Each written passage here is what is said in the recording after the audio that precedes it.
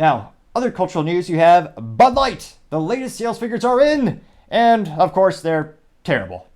And Modelo is going up again. Now, this data is coming in for the week of August 19th. And this data is from a couple different sources. And again, it's one of those issues where you have that delay in the data stream because it's not a direct sales model where Bud Light sells directly to the end user. You have Bud Light selling to a distributor selling to maybe a grocery store selling to a user. So the actual sales figure and the sales data is a little delayed inherently because of that indirect sales relationship.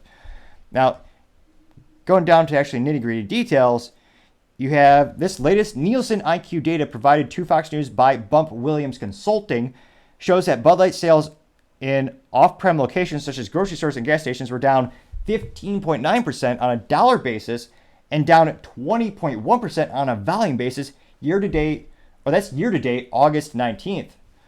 Now, it looks like Modelo, which is brewed in the United States and owned in the United States by Constellation Brands, they're up 10.3% in sales and 9.6% in volume. As of the latest data, Modelo now holds an 8.4% share of total beer sales in the United States so far in 2023, while Bud Light is down to an 8.2%, which may not sound like a lot, but in aggregate, that's percentages, that's a lot less beer in terms of volume.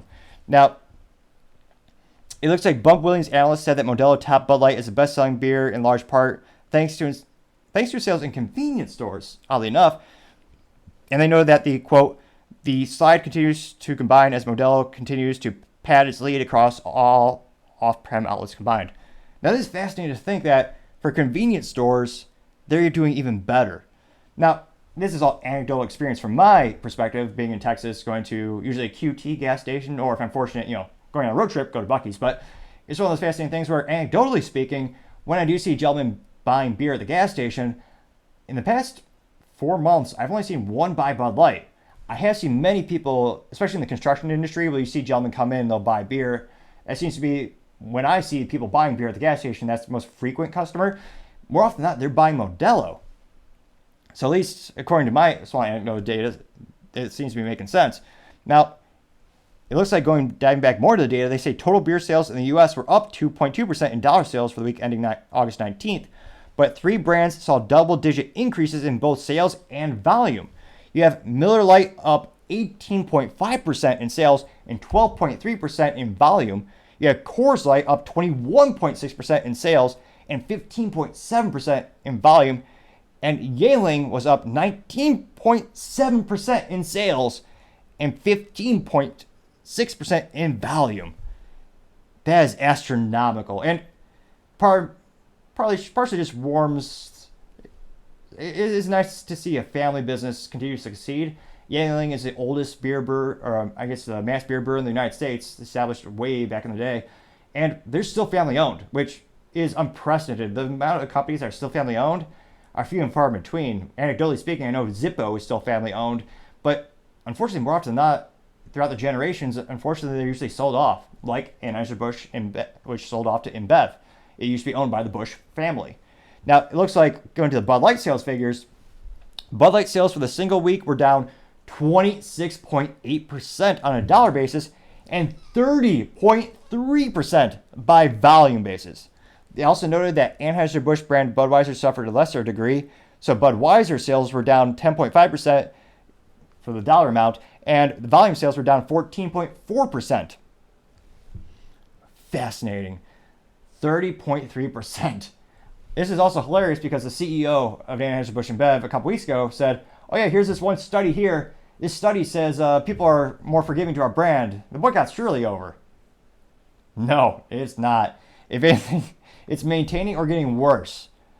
I believe a couple weeks ago it was 27 to 28% decrease in sales, and it was even more for volume. But this one was down 30.3% for Bud Light. Astonishing. What was the number one beer in the United States of the month and the year for 20 years?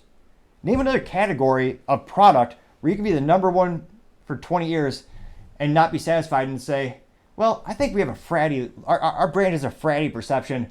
We're going to rebrand it. Oh, Alyssa Heiderchild, you'll be remembered for decades. It will be the business use case as a business blunder of the century. People thought new Coke was bad. That lasted a couple weeks. They just had to bring back the original Coke, and now when you go to the store, Coca-Cola, you see it says original Coca-Cola. That ironically actually helped push them ahead of Pepsi in sales and popularity. And that was a quick fix. All they had to do after a couple weeks of bad sales with new Coke, they brought back the original formula, they had a huge marketing campaign, and people fell in love with the old brand that they loved. That was a very, in terms of complexity, a relatively simple fix. Just bring back an old product. Tell people you listen, they hate the new Coke, fine. We got the old Coke. We got classic Coke, now everyone loves it. This issue, you can't do that.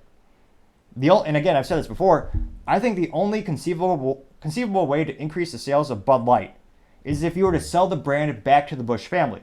I know physically speaking that doesn't make a lot of sense because again, they're still making 70% of their sales, and I don't think Anheuser-Busch InBev, the whole parent conglomerate, I don't think they would ever unwind that deal in that regard. But let me know in the comments, can you think of any other conceivable way they could possibly redeem their brand? They're increasing censorship on all their social media exponentially, even banning my account for having the audacity to post a Yangling beer, as well as Rich Mooney, who's one of the most popular responders doing all the polls. But is there any conceivable way they could turn this around? And how long will they have to go before they lay off more employees? Or they'll lose more costs, their costs are going to go up. One of the main things you see in volume businesses, and I saw this when I used to work at an IT manufacturer called Hewlett Packard Enterprise, which was Hewlett Packard but for the data center, so like servers, storage, networking, aka Wi-Fi. They would actually break even on some deals with the largest financial institutions on the planet where they would sell them X amount of laptops, or in my case, X amount of servers, and they would be okay breaking even because they're buying such a large quantity of components that on the other projects, they would now have that same discount applied to those components, and on those projects, they would make a profit. So sometimes you do these large projects just so you can get those economies of scales down and the price per unit down. Now, when you look at beer companies, they all have hops.